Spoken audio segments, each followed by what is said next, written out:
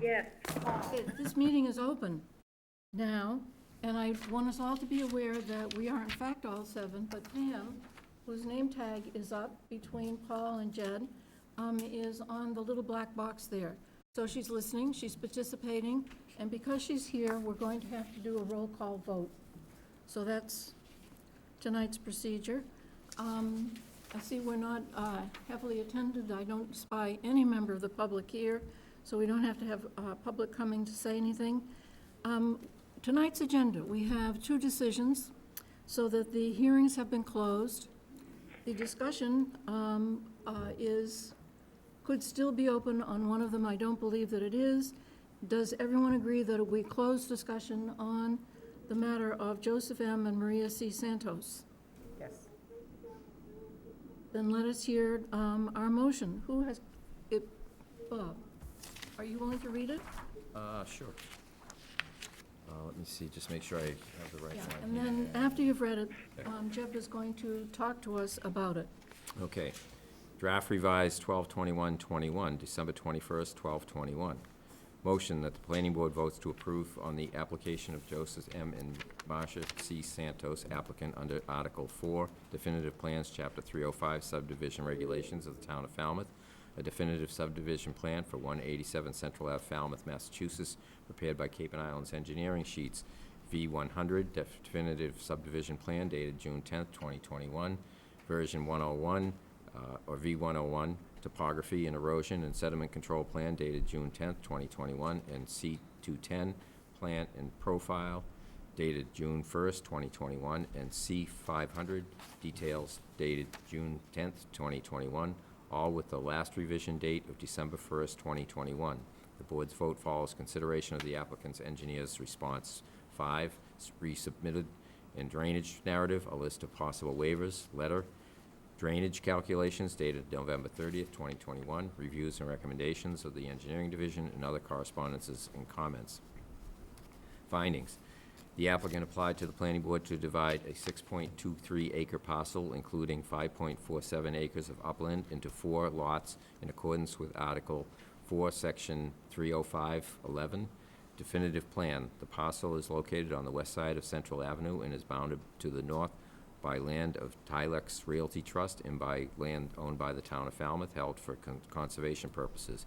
To the south by land owned by Robert and Bernice Johnson and by land owned now or formerly of Clifford N. and Julie C. Leaf, and to the west by Bourne's Pond. The parcel currently contains a single-family dwelling and appurtenances to be removed to accommodate this subdivision located at the front of the property in vegetated land extending from behind the structure to Bourne's Pond.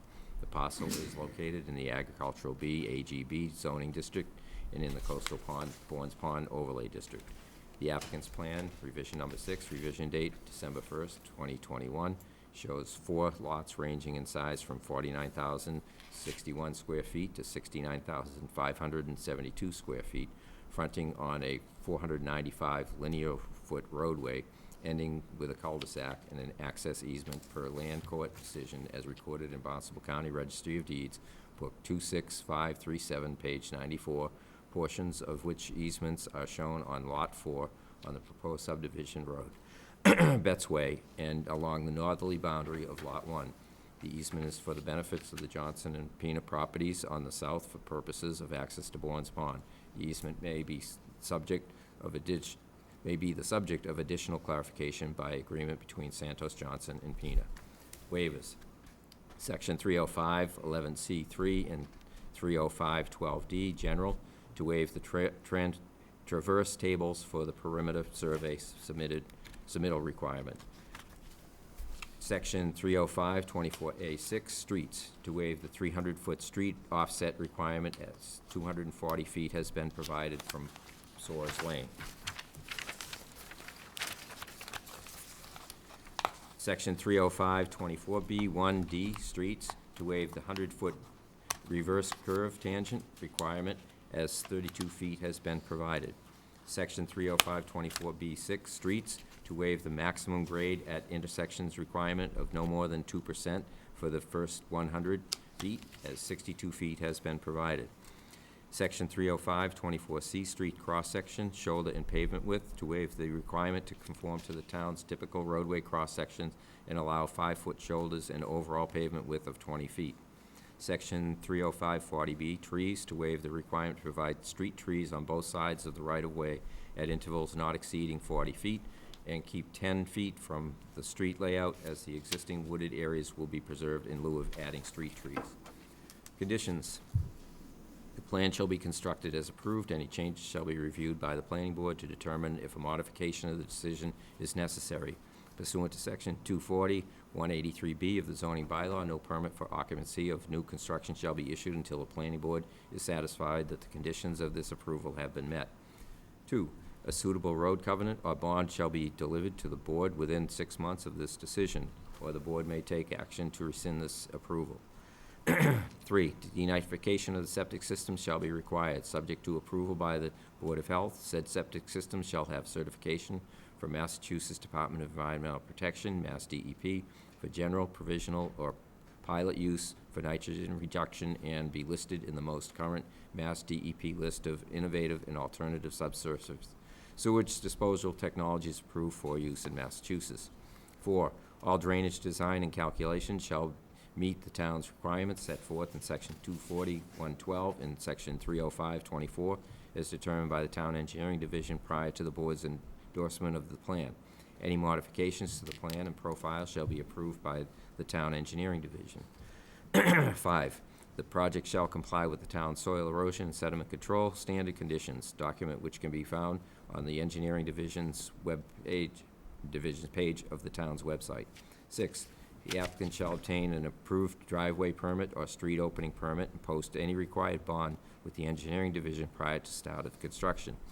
7, the applicant shall be responsible for retaining an outside constraint for the consultant for the inspections required under 305-42.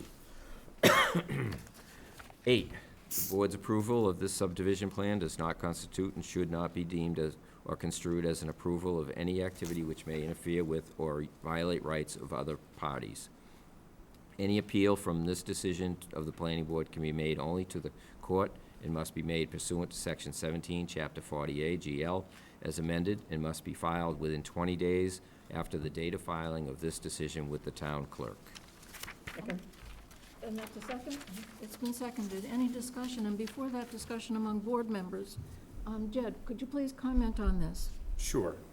So as you may remember at the last planning board meeting, you instructed us to, the planning staff, to put together this draft decision. We put together a draft and submitted it to both Attorney Ament and Attorney Kirk for their input and to make sure that they were comfortable with some of the language. They provided commentary back to us, and I'll just go through some of the additions that were put into the decision. First and foremost is the easement language, which is found at the bottom of the findings section. It's the last 6 sentences. There were no changes made to the waivers whatsoever. Those remain the same. And then in conditions, it was condition number 2, 3, 4, and 8. Number 2 was added by myself, just reviewing past decisions on subdivisions that you folks had done in the past. Also number 3, because the denitrification system would be required because they're in the Coastal Pond Overlay District. And then items 4 and 8. 4 was related to the drainage issue that was discussed at the last planning board meeting. So we feel that that language covers any minor modifications that may come in after this approval, but need to be required to meet the town's requirements before final endorsement. And then the last item was supplied just to cover that, I believe, that idea of the easement and access to said easement. So 4 came about as a result of what Mr. Kirk's concerns were. Correct. Right. Yes. I see. So I spent some extensive time today following up with engineering, and we believe, even consulting with Brian Curry, we believe that this language is sufficient. Good. Discussion. Anyone want to say anything? No, I think everybody should be satisfied. Okay. You know, all the waivers were addressed, and both councils agreed to them, so I think we're good to go. We're good? Pat? No? Paul? No comments. Pam? Pam, can you hear me? No comments. Okay. Yes, I can. Can you hear me? Yes, but I don't hear you, so I thought I would ask. Yes. Okay, so we're in good shape? May I ask a question, please? Sure, I'm not voting on this, as I've said, right. but looking at condition number 4, applicant shall be responsible for retaining an outside consultant. When Jed was giving his talk there about this decision, he mentioned that there might be some slight modifications to the drainage. And when you have them hire an outside consultant, they have to go by what the plan shows. And they really don't have any leeway. So I just want to try to understand how that's going to be handled, because there may be some leeway that needs to be. I think there's been some discussion about that. Jed? So it will be subject to number 4. You mentioned number 4. It's actually number 7 that you're referring to. Refer to the version that's in your packet for tonight that was on the table. So that's, Okay. condition number 7 is the outside consultant. You, because of condition number 4, the understanding is that a revised drainage drainage plan will be submitted, and that needs to meet the requirements prior to your endorsement. After the endorsement, the inspections will be triggered as they go through the process. So anything before that time will allow for that modification, and it will become final at the point which you endorse the So plan. you're saying if there's any adjustments, they'll be made before the applicant starts construction? Correct. Okay. I just want to get that clarified, Right, so there is room there for that. right, because it can be very, very time-consuming and difficult, so And, I appreciate that. right, and quite a bit of staff time was put into trying to discover a way not to have that be true, that they could go forward, but there would still be a way to make adjustments to suit people. Okay, I understand, thank you. Okay, so we're ready to vote. John? I'm not voting. Oh, you're not, you're recused. Bob Leary, aye. Jim Fox, aye. Charlotte Harris, aye. Pat Kerfoot, aye. Paul Dry, aye. Pam?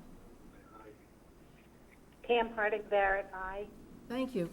Okay, that's approved, and thank you all. It's been a long process, and I want to thank you all for your patience with it and working it through. Good luck with it. Thank you. Moving on, before we move on, I had a question when I was looking at the drafts. How come we're still calling them Roman numerals? Didn't we get rid of the Roman numerals? And the answer is no, that they are written up, the motions will be written in the language that was correct at the time in the bylaw when they initiated the application. Correct. Right. So any application initiated after town meeting, November town meeting, no more Roman numerals. So enjoy them as Well, much we as have you can. I believe be these will be going our away last soon. 2. So All set? So we have a BRM Thank and you. an ARM. Okay, happy holidays. Thank you. Our next matter is the Matthew B. White site plan review application for an attached accessory apartment located at 93 Regis Road. And as you'll remember, we really liked that application very much and found no fault with it and asked for a positive motion, which we have. Are you still willing to read?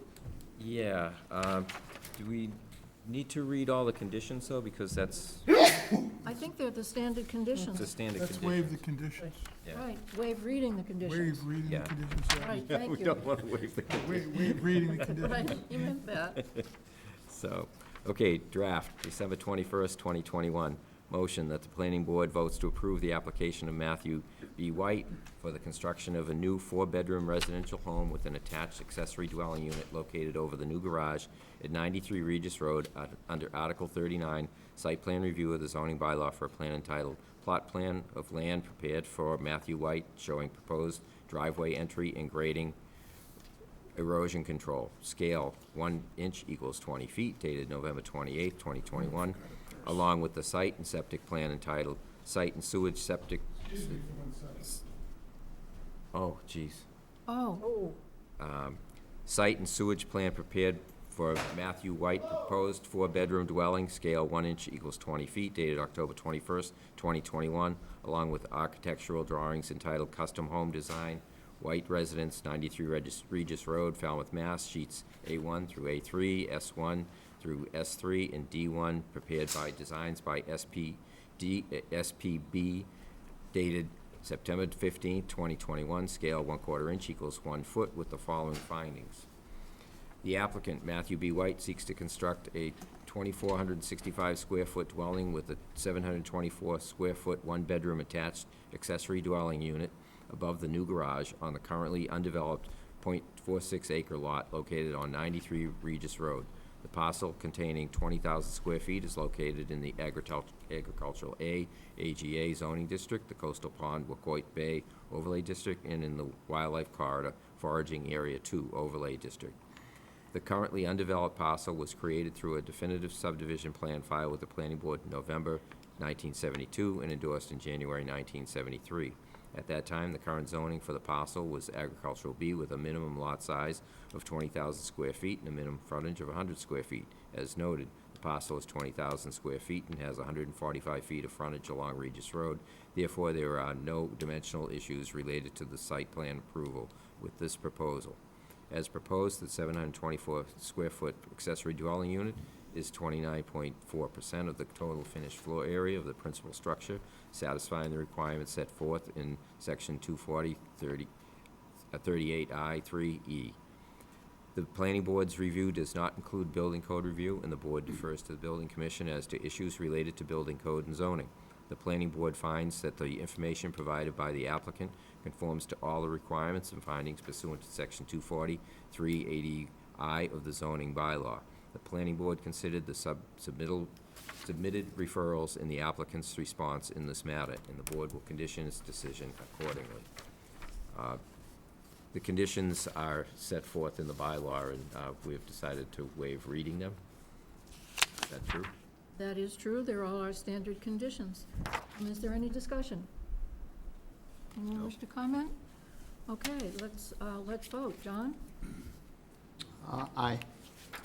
Bob Leary, aye. Jim Fox, aye. Charlotte Harris, aye. Pat Kerfoot, aye. Paul Dry, aye. Pam? Pam Harding Barrett, aye. Thank you. That's 7-0, and it's approved. Thank you to the Whites for such an eminently approvable plan. The next things on our agenda are planning board discussions. The first one is the Falmouth Climate Action Network presentation by Rosemary Carey and Eleanor Ling, who are not here. Correct. They informed us earlier this week that the issue that they were, or the item that they were going to be talking to tonight, essentially they're not going to be bringing forward to town meeting as a petition article. Therefore, they just requested that it be essentially canceled. But they do ask that we hold open a slot in a future planning board meeting where they can bring forward a different item. Sure, So for Why tonight, did they decide that? it was very recently, evidently. I believe it was related to the sustainability director position. They were going to be bringing that forward to town meeting, and they've decided not to do that at this time. So. Okay, fine. Paul, I you have just sent this mention- material in advance. That was on the agenda last night, but I had watched it from home for a long period of time, but I cut out before that item came up, so I don't know what the result was, but it was on the agenda for the select board last night. Right, but So, I don't know what happened. It couldn't have gotten any traction, it sounds like. I wasn't there the whole time, just in the later parts of the evening, so I couldn't speak to it. I was here for 2 meetings yesterday, so I didn't want to go for a third. Oh, you go to so many meetings. Yeah. Are you ready with your presentation? You seem to be. Paul Dwyer. Yes. I'm just second. I can put it off if you'd like. No. This is the Paul, I perfect have the time. PowerPoint if you'd like to do it up here. Yeah, you need the, I just wanted to mention something. Sure. It relates to the accessory apartment. This petition was like, that was perfect. But in the field, I find there's some very difficult situations. Most people feel if they have an accessory apartment building that was approved before our bylaw changed, that they are grandfathered and they get all the benefits of our new bylaw, which means no, you don't have to have a income verification and all that goes away, and they all think they're grandfathered. The important part of our decision is we defer to the building commissioner on building code. And I see, because I'm a practitioner, many, many accessory apartments that are in basements, that they're not building code, they're not separated by firewalls, and everyone thinks they're now get all the benefits of the new bylaw, and they're grandfathered in because that they have all the benefits, and they're not. Does the building commissioner think they're grandfathered? I don't think so. No, he doesn't. So they're not even looking for occupancy permits? They don't have to because they already have them. Aha. Where this comes up is when a building's sold and they sell it. Oh, we have everything we need, it's been permitted. But It hasn't. the old ones were given without the building code upgrade. So they're not fire rated between the walls. They're not fire rated between the floors. I can see where people might think they're grandfathered. It's a real misconception in the marketplace, and I see it because I'm a practitioner out there. And I just wanted to bring it up. I saw it again this week. And it was with a previous member of the board, and I said, don't bother bringing it up. Stay under the old one, and when you sell it, just sell it under the old bylaw and say that's it. But you don't get to take the benefit of being able to, the main one is rented to a non-income related Yeah. tenant, you know what I mean? Our bylaw says you don't have to be a subsidized income or a low income, it can be anybody. Right. The old bylaw had to be deed restricted. To family members. To no family members, this is income restricted. That family member, I'm sorry, I deal with this all the time. Family member is an in-law thing, that's a different bylaw.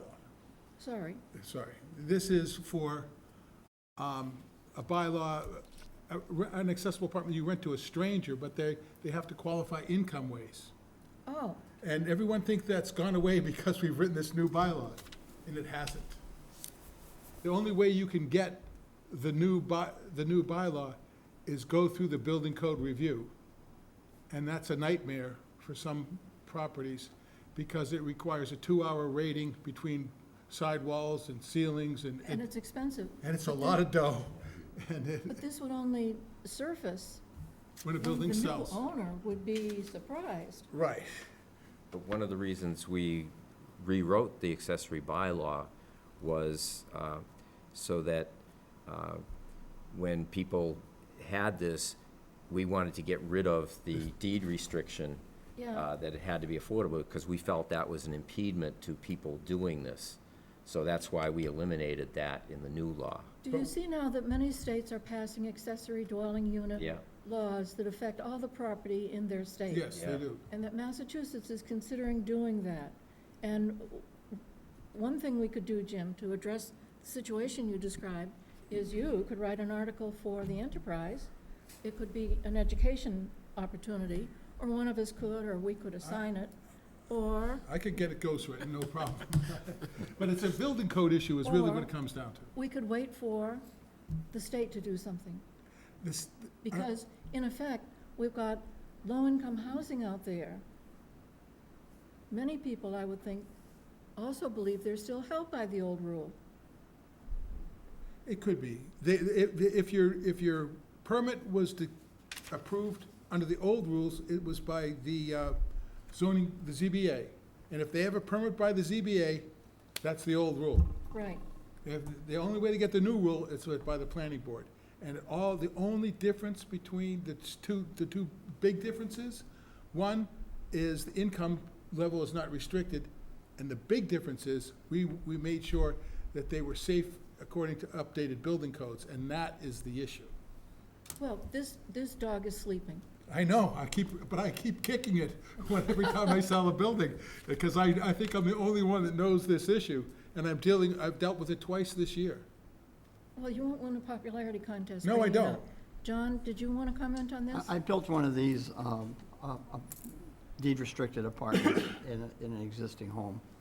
And the way the law read at that time was it either had to be rented to a family member, and there was no restriction on the amount of rent that could be Yeah. charged, or it had to be rented to someone that met the affordability number.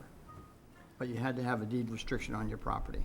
Ah, But they And didn't that- enforce the building code review. Well, it was a new house, so it did get Oh, enforced. new house they would. It did get, I'm talking about the conversion of the old ones, the I understand. proverbial It apartment almost- in the basement. it almost sounds like you're talking about illegal apartments right.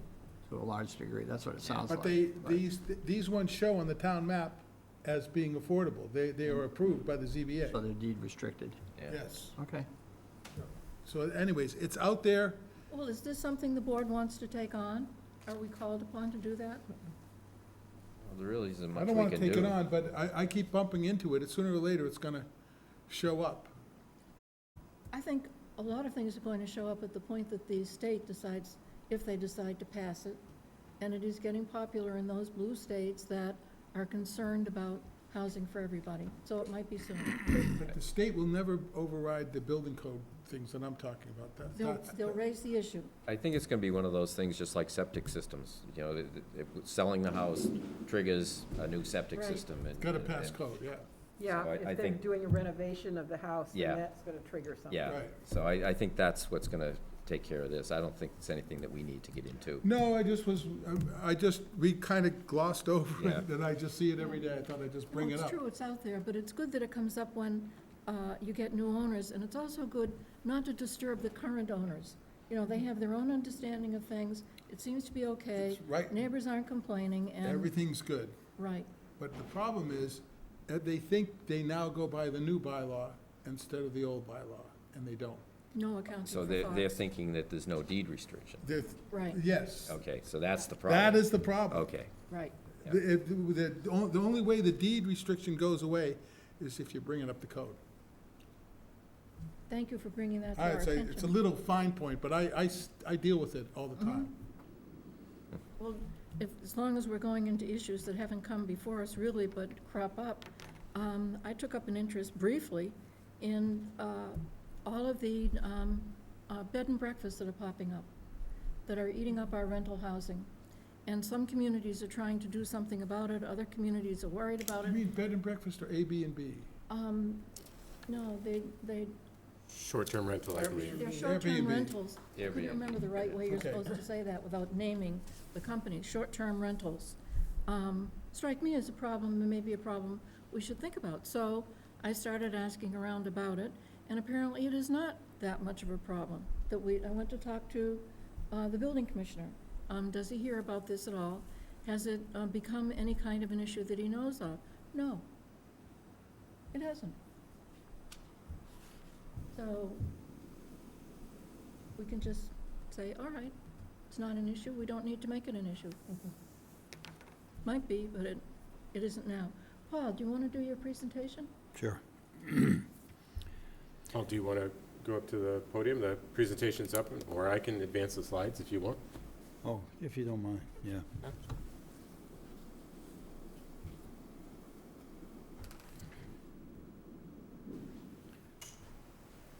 This is a very brief presentation from the Water Quality Management Committee. As you know, I'm the planning board representative, and I've attended virtually all the meetings. Over the last couple of years, they've had a number of different issues to deal with, including improvements to the wastewater plant, and flows, and areas to be served. Tonight, I'd like to focus very briefly on the discharge sites, because that's one of the critical items, is where they're going to discharge the wastewater. So, excuse me, over the last couple of years, we've worked with Amy Lowell, DPW, wastewater superintendent, Anastasia Rudenko from GHD, and Kristen Rastian of Science Wares.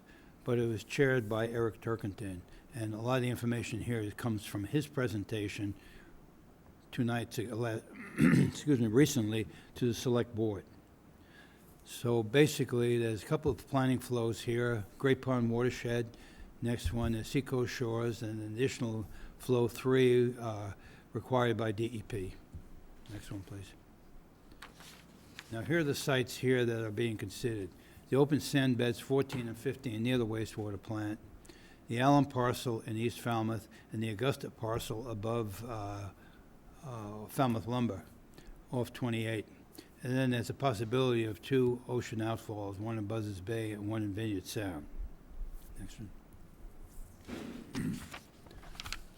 Okay, what their recommendations are, when you distill all this down, is the open sand beds are a preferred discharge site in the short term.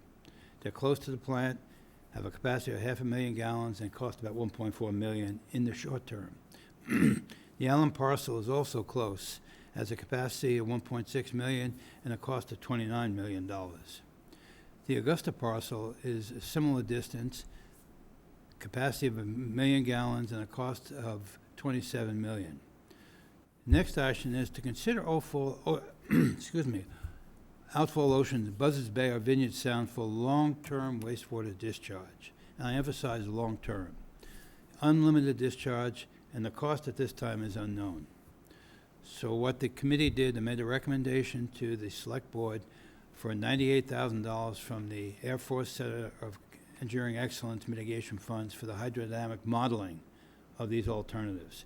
This was approved last night by the select board. Go ahead. And what would happen with the ocean outfalls? Well, the next steps looking at it would be to evaluate locations, establish criteria for the model runs, and conduct simulations. Next would be doing geotechnical desktop evaluations of available data. You can see on the screen all the different sources of this information. It's anticipated in April 2022, the town meeting request for funding for conceptual layouts, field investigations, and cost estimates with a preliminary schedule. What else is going on here in the area you should be aware of? The town of Bourne open meeting voted to oppose any federal and state wastewater permits to discharge in the canal. That's non-binding on Bourne or the select board. The Buzzards Bay Coalition also supports the proposal, but they want to extend the service areas in Bourne, Wareham, and parts of Plymouth to an expanded wastewater plant west of the canal, so it would discharge into the bay. Falmouth may see similar issues with the discharge options, although Falmouth currently provides tertiary treatment, as does the Wareham plant. So Woods Hole Oceanographic Institution has done models that shows discharge in canal would increase total nitrogen loads by less than 2%. So it would not be a significant impact, but these studies would be ongoing. Okay, I think that's it, yeah. that's as brief as I can make it.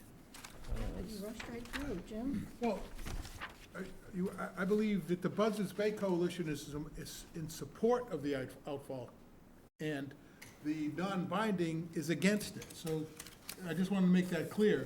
That my understanding of following this, that the Buzzards Bay Coalition is in support of the canal outfall. It doesn't sound like you made that clear. And it's a political group who has organized the non-binding against it by people that live right near where the outfall. I don't believe the Buzzards Bay Coalition endorsed an ocean outfall or outfall in the canal. I don't believe they've done that. Oh, I thought they did. Maybe we should look into that. I might be misinformed. Yeah. But at any rate, they want to support the one that would discharge further into the bay and not into the canal. And then I would also like to see, I know I know Augusta really well, and I know where the sand pits are, but I couldn't find any direct reference for the Allen parcel on where that is. I didn't go there, so I can't tell you. I'll find it for you. Okay. And I'd also like to see where the Vineyard Sound outfall pipe is proposed. Well, It's like the electric wires coming from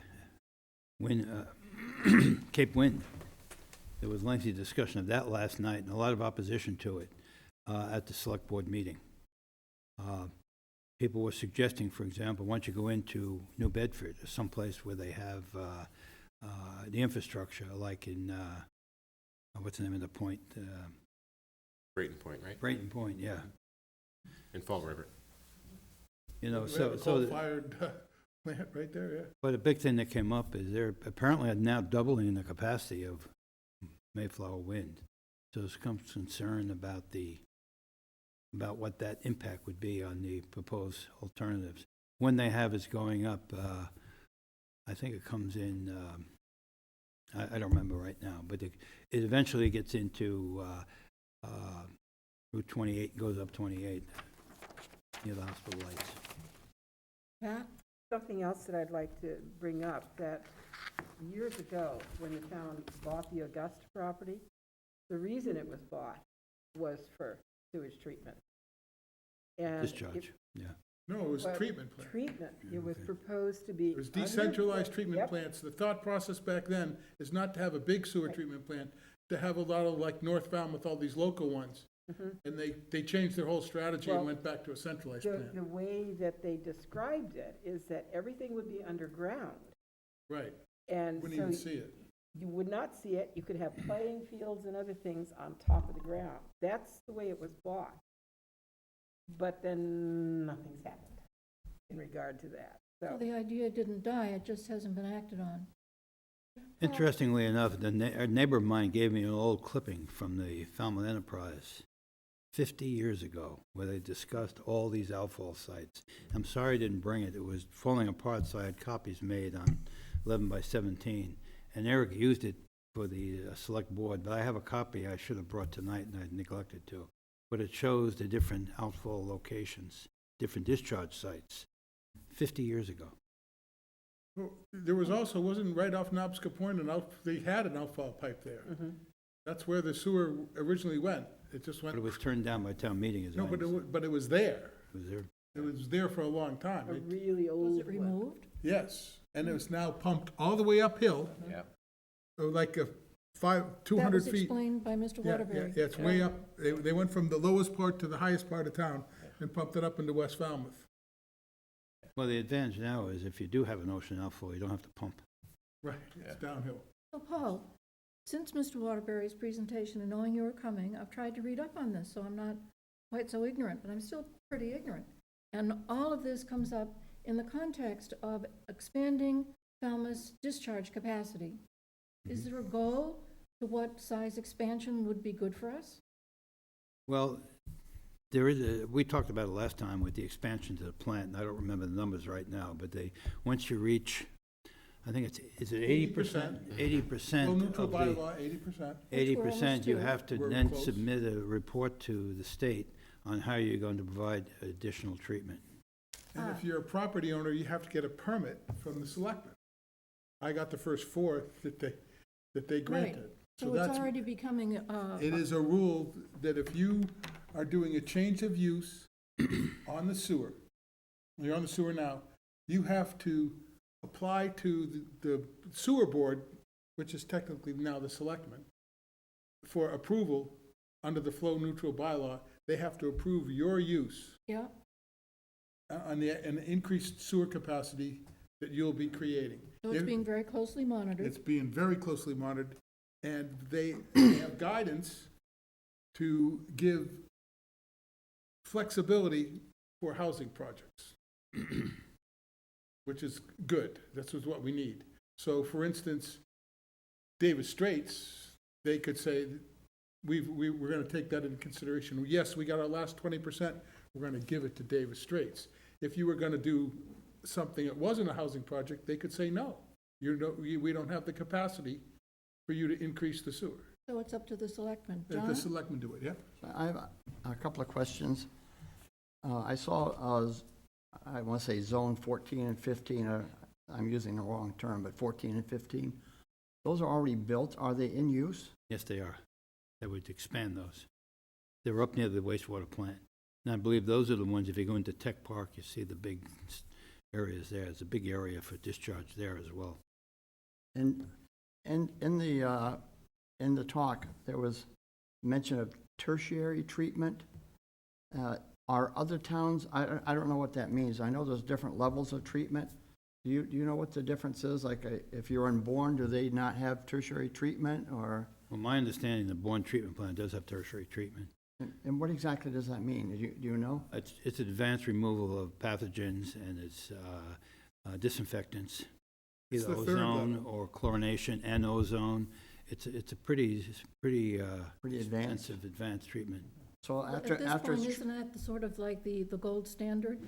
It may not be great, but it's the gold standard right now, tertiary treatment. If you want to I talk love the about gold sewers, the standard. gold standard, I'm sorry, Never heard it I had to referred to as a correct gold the joke. standard, but I know what you mean. forgive me.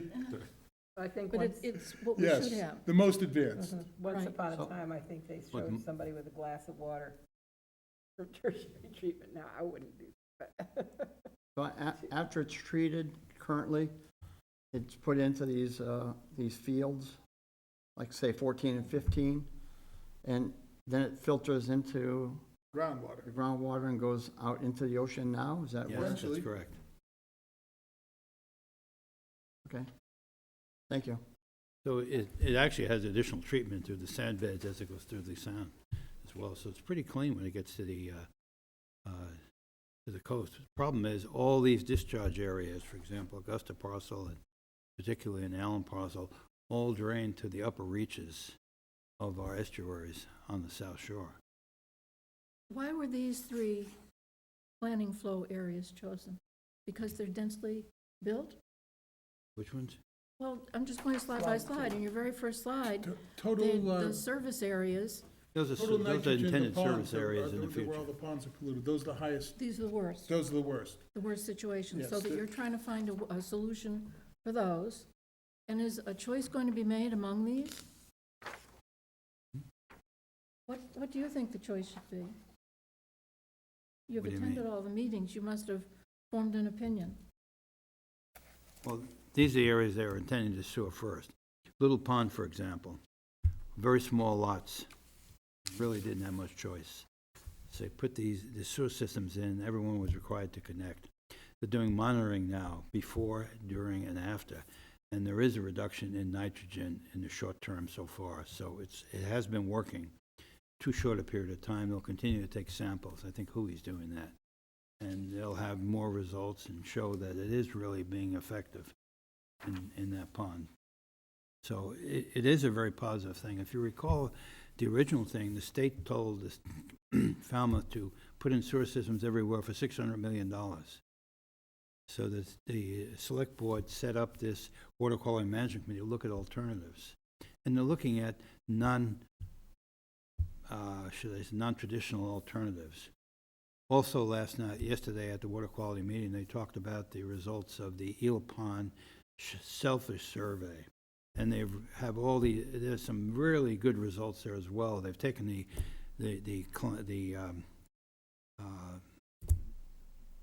I want to say mussels, they're not mussels, they're. Oysters. Yeah, they're taking them and they're storing them up at the DPW with ice for the winter, and they're going to put them back in the ponds. But they're having preliminarily, they're having some very good results. It was fairly complicated presentation made, so I didn't try to include it with this. But basically, I was just trying to talk about the committee moving forward on outfall options, and they did get funding to at least look at the modeling aspects for an ocean outfall, which would be a permanent solution, and it would be relatively low cost, as long as they can get it located properly and the costs are reasonable. How far do you have to go?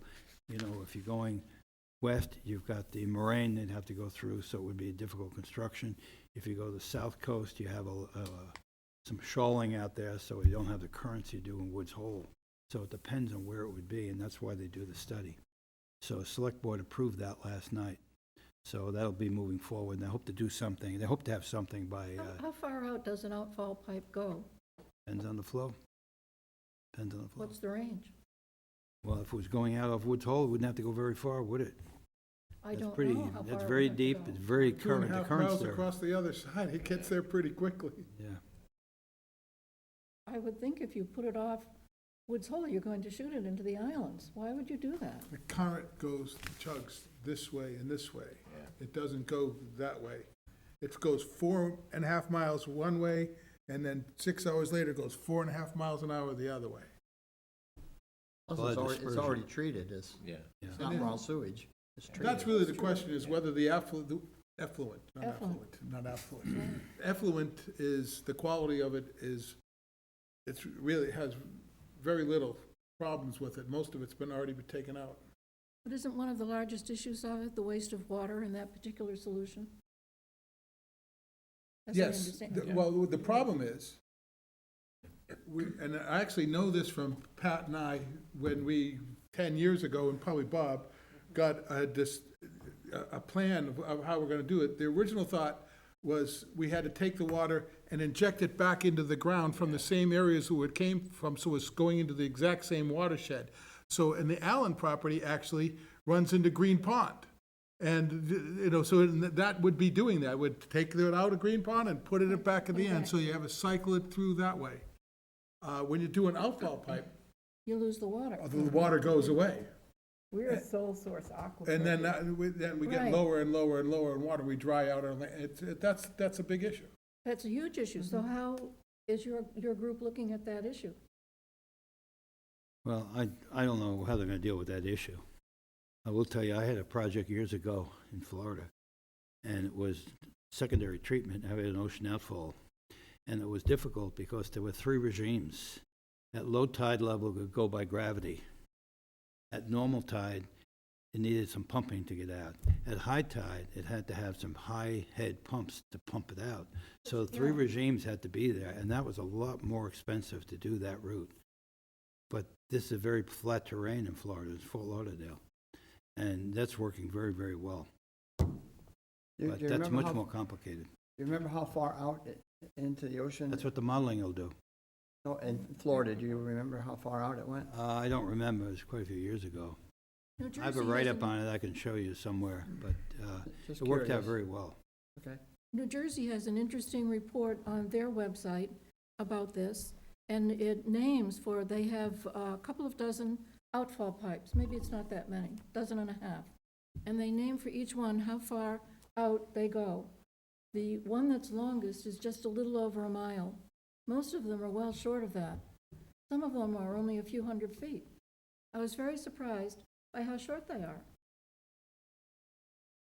Well, remember the Boston Harbor, we had some terrible water there. They built a new wastewater plant in Bob's neighborhood. And the outfall goes out, it's secondary treatment, and they have found no evidence of anything. They're certainly Since not that time, reporting it it. has cleaned Everybody up the got harbor bill for quite a the bit. water, though. It's made a big difference. The water bills were atrocious. That's quite a ways out, too. It's Yeah. 3 or 4 miles, I think. And there was a good book written about the guys who ended up having to open that up. I mean, there were guys that died doing that. And you know why it didn't get press? They died the night that John Kennedy's plane went down over Martha's Vineyard. Right, yeah, So it didn't have the press that it probably deserved. yeah. But the book was very well written. It got into it was a little bit like Perfect Storm, where they got into Yeah. the families and how Yeah. they did certain things, and I would recommend it. But they were starting to dismantle the air system, air handling systems and everything else. These Yeah. poor guys had to go in and open the flaps, and Yeah. they didn't quite make it. Whoa. But nobody knows much about it Yeah, because of something else happened that weekend. Wow, it's an interesting thing. It would seem that, somewhere there ought to be an effort made to write something about the overall goal and something about the values that are involved in it, because, we have a limited water supply. And if we're going to use it up, pumping it out into the tides in the ocean, that's very short-sighted. Ray Jack supported Injection sites, Yeah. that's the way we heard to about keep it. the groundwater So levels it up. balance, so it keep the water. And But at the same time, we also talked about filtration systems or purification systems would get it down to potable water that you could Correct. actually drink it. You wouldn't have to drink it, but it'd be Right. that clean. It'd be that clean. And to that's, read, that yeah. that was, Mhm. I don't know where they stand. This is like 10 years ago or longer. I hope they don't lose sight of the importance of the water when decisions are made. They do, Who though. are they? It's the select board is going to choose? Absolutely, yeah, they are the ones who make the decisions, yep. Hmm. So some of it, what always bothers me is some of this going on today, too, in the world in general. You lose sight of the scientists, the engineers, who have the knowledge, and it becomes a political decision more than anything. Mhm. And I hear the engineers always use this phrase, the solution to pollution is dilution. Correct. That is their, Yep. that is their byword. Oh, well, That's what they say all the time, how to deal with it. Well, that people in general say that, Yeah. not engineers. I've I never hear, heard an I engineer first, saying I hear but- that from engineers. I don't talk to anyone else about this but Yeah. engineers. any other comments? Paul, thank you for your service. And keep us updated if you're Yeah. still willing to go to all the meetings. You're welcome to come to the meetings, they're really quite interesting. I like getting the reports. 4 o'clock on Monday afternoon. Thank you. I'd just like to make one comment. When you're talking about the groundwater and the quality of it and what this may do or may not do, right now, the vast majority of all waste product in the town of Falmouth goes right into the ground. It's not being treated at all. Right? I don't know if it's 75%, 90%, I don't know, but it's, if you're not on the sewer, it's You going. don't consider Title V sewers and denitrification being treated? Well, they're still going into the, It is going into the ground, but it is treated. well, we have 268 homes out of 25,000 that have denitrification. So, according to Mr. Waterbury, so that's not a very, What percentage have Title That's V one. systems? They're doing something. Almost everybody has Title V, everybody has title, well, Yeah. not everybody. almost everybody. If you haven't sold your house in 20 years, you don't have one, but Right. if you sell your house now, it has But to. do you know what the treatment is for Title V? You know what the difference is? It's just closer to the ground, so it has more sand to filter through. There's no special treatment to Title V system for a waste product. Just there's a instead of, settling- instead of digging a hole and going down 8 feet with, There's a settling tank. And there that is you're some supposed to get pumped biologics that out go every on. couple of years, yes, so that all that sludgy stuff well, is And there's some going away. biologics, there's some bugs that in the tank Yeah. that break down a lot of the stuff. I mean, it is going on, but And it's and basically a spread hole in the out ground you through a pump piping everything into, system. and it's drained out, but it's not, And they've put a bed underneath all those pipes right? in order for it to be sandier and get better diffuse- and filtration. diffuse So right it's into not the gr- quite like digging a hole and dumping it in. well, it's not too far off. Yeah, it's not that much different. It's a couple They of have fancy good pipes. diagrams. It's not too far off. A couple of fancy pipes and everything, it's still a hole in the ground where you pump, you don't want it to. No, it would be far better to have sewers, that's absolutely true. But that day is not gonna come too soon. Are we ready to move on? Announcements? Yeah. Announcements. Any? Merry Christmas. Yes, Merry Got it Christmas. right there. Peace on Happy New earth. Year. No general correspondence? None received. None? Future agenda items? I think we got our plates full. I think that we're all set. The next meeting is January 11th, 2022. So we're done. Merry Christmas, This everybody. meeting is adjourned. Merry Christmas. Yeah.